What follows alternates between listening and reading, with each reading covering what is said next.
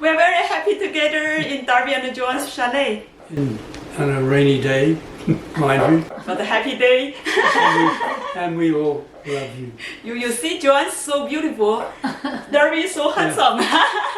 Helen is also very Thank you. We clean the new place, then we will record the video and share something with you guys. Enjoy. So, some people want to teach yoga. What's your advice? What's the most important thing for the yoga teacher? Most important thing? For teaching, yeah. Okay, there's a few things, so I don't want to say what's the most important because I've heard this question before, and there's so many good things to say what yoga Safety teachers first. should be. Safety first. Safety first would be one thing. You know, don't hurt your student, which I've actually done because a method I learned to teach was push people, and the more I push you, the quicker you're going to get better. So first, have faith in the yoga practice that if you practice, you're going to develop. There's no problem. You don't have to push anybody. Mm-hmm. First thing would be you practice. Yeah. First thing is the yoga. You've got to practice. You can't just, I think out in the world today, people have come from health backgrounds, working in gymnasiums, and they suddenly realize, oh, yoga is very popular. I'm going to learn how to teach yoga. And they go and teach. They never practiced.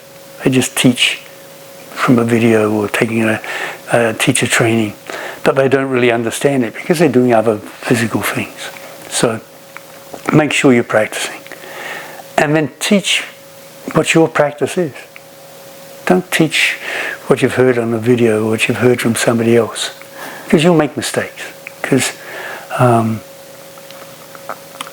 many people are making mistakes with instructions because they're taking, as I said, a lot of people have come from health clubs, from dance. So they're teaching what they've learned in dance and health clubs, physical exercises, and trying to bring that into yoga, which it's not.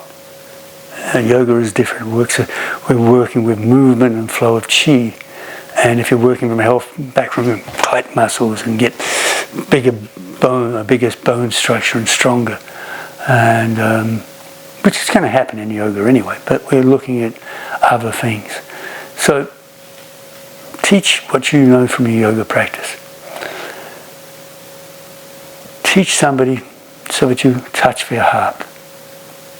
So that they feel good, and they feel like they're learning something, and they feel we're going to be a better understanding of why they're doing practice.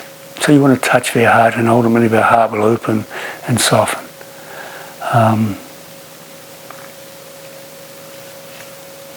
And again, there's many things, but I'm kind of, I think it's very important. Practice, then you have more feeling, discovering. And then you can share. And then you can share. Yeah. And as I said, make sure you have knowledge. Mm-hmm. And whether the knowledge comes, and it should always, as I said, come from your practice, whether you're reading it. If you read it in a book, see if it works. Try on yourself. Yeah. Don't just read from a book and say, oh, that's it. It's like swimming, huh? Only watch, you cannot swim. Yeah. We just had a question this morning. We had a photograph, and the photograph had some instructions, and I read the instructions, and they were very good instructions. Mm-hmm.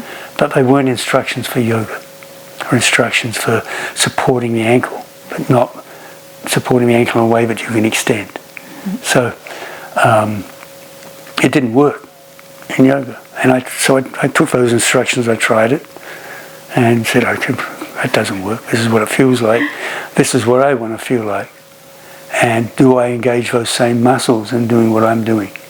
And so I'm not going to take the instructions from that book. It didn't work. But one of my students is reading it and thinking, well, I've got to do this. Is this correct? So now I have the answer for that student. And we made a video and we're going to post it, and she'll get the answer. See? So tell the truth. Don't pretend. If somebody asks you a question and you don't know the answer, tell them, I don't know the answer. Let me go and check it out it's very easy these days. Somebody asks you a question, you just race onto your iPad and Google it up. What's this? Oh, there it is. Then you get more knowledge. So, somebody asks me something medically. I'm not a doctor. I don't even, they're telling me some disease they have or something they have. I have no idea what it is. So how can I give an instruction to say, oh, yoga is good for you? First, I find out exactly what it is and what the effects on the body are. And then from that, I can start to give an answer. Or then I can experiment with that person. And I say experiment. I'm not going to say, you've got to do this. Let's try this. Do you feel better? How does this feel after a few days? Are you feeling better? Try this. And simple. So don't think you're God. Don't be a student teacher and say, oh, this is the worst thing that I hear. But somebody asks a teacher a question and the teacher goes, it's tradition. Sometimes I use it. It's tradition. It's because I don't have the answer. I don't have the answer why this has a certain amount of vinyasas and this one has. We had this discussion yesterday in Ardha Padmattanasana. Why do we just bend forward and bend the hands and head straight down to the floor? We don't stop halfway down.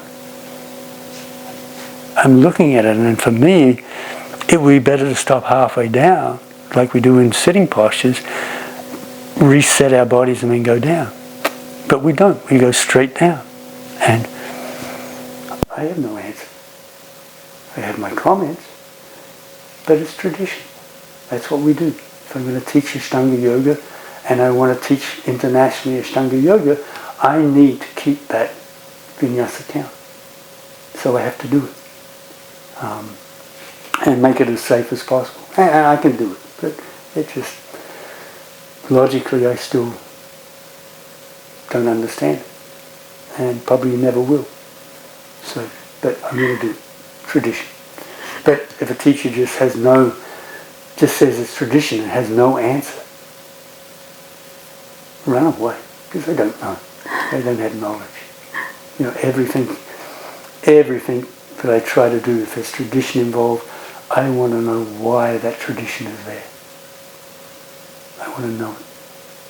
And so this is a story of but my best example of tradition is that there was a little girl, she's with her mother, and her mother's cooking a chicken, and she gets the chicken and she cuts the end of the chicken off and puts it in the pot, puts it in the oven. And the little girl says, why did you cut the end of the chicken off when you're cooking? She says, tradition. Mother, I don't know, it's my mother did it. Okay. So this is tradition. So luckily the mother was in the house, so the grandmother of the young girl was there. So they went up and asked the mother of the woman and the grandmother, and asked her, when you were cooking the chicken, you always cut the end off and put it in the pot. And the grandmother said, well, I don't know. That's the way my mother did it. So, tradition. So luckily, the grandmother was alive. So they went to see, the great-grandmother was alive. So they went up to see the great-grandmother and said, hey, great-grandmother, when you were cooking chicken when I was younger, you were cooking chicken, you always cut the end off and then cooked it. Why did you do that? Oh, that was easy. I only had this bigger pot. The chicken didn't fit in. So, that is what tradition is. Doing something, there's no reason. There's a reason. But we need to understand the reason. And then if it can be changed or at least understood, then do it. But don't just do it because somebody else did it. Understand it, why it's there. Okay. Good. Thank you.